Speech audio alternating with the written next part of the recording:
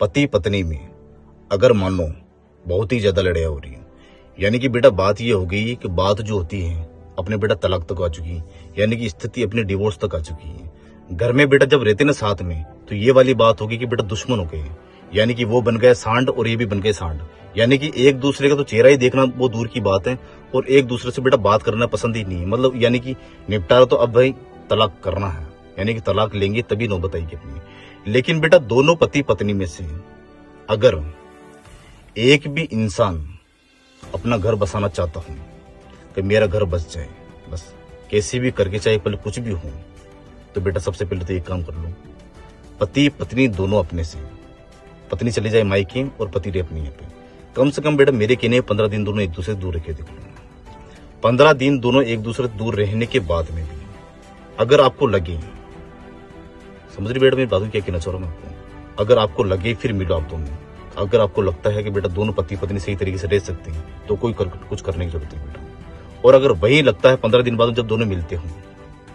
तो भाई वो की वही स्थिति है, ये भी सांड बना हुआ वो भी सांड बने हुए, यानी कि पति पत्नी को बेटा एक प्रकार से बोला जाता है अपने, यानी कि शंकर भगवान पार्वती माता जैसी जोड़ी हो, कितनी बढ़िया है। लेकिन बेटा यहाँ तो बात ही कुछ और है। तो इस चीज के बाद में भी फिर एक चीज प्रयोग में लेके आनी है आपको, एक पान का पत्ता लेना,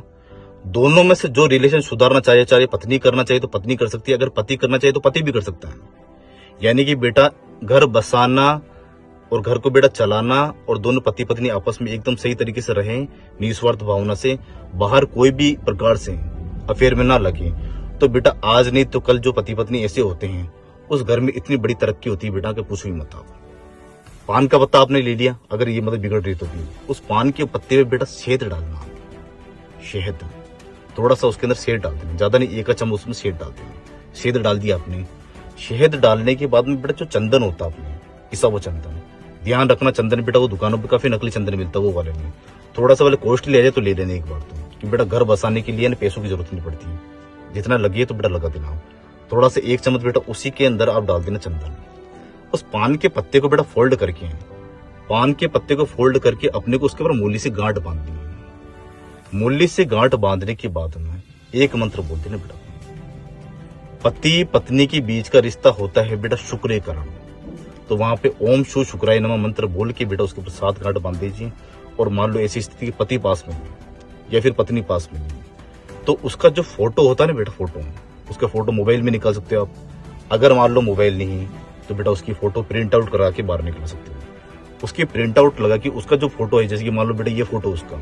उसी के फोटो पे से उसको 7 बार एंटी क्लॉकवाइज उसी पान के पत्ते को लगा के, जहां पर भी बेटा आपकी वीरान जगह हो, आसपास भी ध्यान रखना एकदम वीरान जगह हो, तो वहां पे बेटा 1 फीटा खड्डा खोद के उसको दबा देना। समझ रहे मेरी बात को?